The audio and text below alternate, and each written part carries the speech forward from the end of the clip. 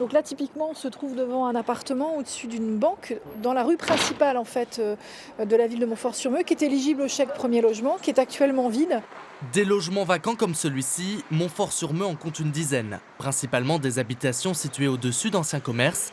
Avec cette opération de chèque pour les primo-accédants, la mairie souhaite redynamiser le centre-ville.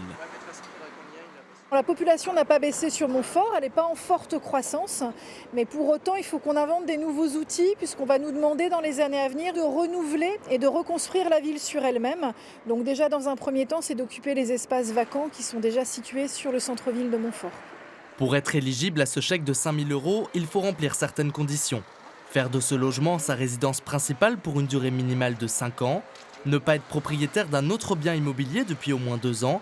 Enfin, pour un couple par exemple, ne pas dépasser un plafond de 35 800 € de prêt locatif social. Dans le centre-ville, les commerçants saluent cette initiative de la mairie. Mais c'est très bien, si effectivement ça peut faire, venir du monde, dans Montfort, c'est parfait, hein, et effectivement, il y a quand même pas mal de logements dans le centre qui sont pas habités.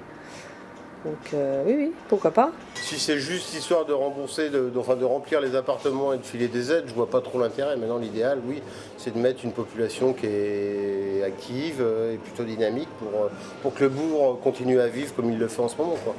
L'opération a été lancée en mars, une enveloppe totale de 25 000 € a été allouée par la collectivité et déjà, une première candidature a été retenue.